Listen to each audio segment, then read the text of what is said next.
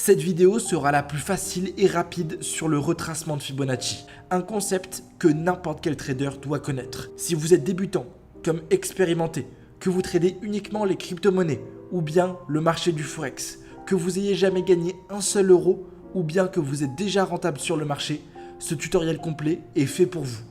Je vais vous donner la meilleure méthode pour tracer son retracement de Fibonacci de la manière la plus rentable possible.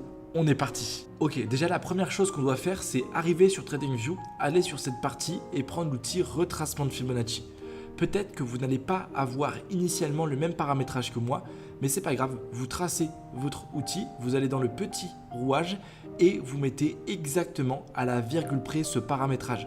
Faites un screenshot, mettez sur pause la vidéo, bref, vous devez avoir exactement ce paramétrage. Ensuite, on va devoir comprendre rapidement la structure de marché. Donc vous pouvez voir qu'on était sur un marché qui était baissier, puis le marché s'est retourné. Ici, on est venu chercher ce high qui avait créé ce low, donc on passe sur une structure qui est baissière à haussière. Là, on va devoir tout simplement identifier le plus haut et le plus bas de la structure. Donc ici, j'ai mon point bas et ici, j'ai mon point haut. Pareil, le marché continue sa tendance, nous crée un nouveau point haut et un nouveau point bas. Maintenant, ce que je vais faire, c'est que je vais prendre l'outil retracement de Fibo que je vais tirer de ce low jusqu'à ce high. Et en fait, on va s'attendre à ce que le niveau entre les 0,5 et les 0,786 fasse office de support, que le marché revienne dessus avant d'aller chercher un nouveau plus haut. Je fais exactement le même travail ici. Je prends mon Fibo que je tire du bas jusqu'en haut. Je mets en évidence mon niveau et vous pouvez voir que ça fait de nouveau office de support. Donc, ça peut être un indicateur en plus pour vous pour décider de rentrer en achat sur le marché.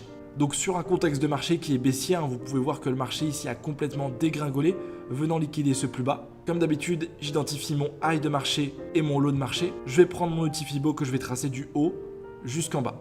Et vous pouvez voir qu'à chaque fois ce niveau réagit. Et là donc sur une tendance baissière, ça ne va pas faire office de support, mais de résistance. Même chose ici, mon high de marché, mon low de marché. Je prends mon Fibo que je tire du haut jusqu'en bas.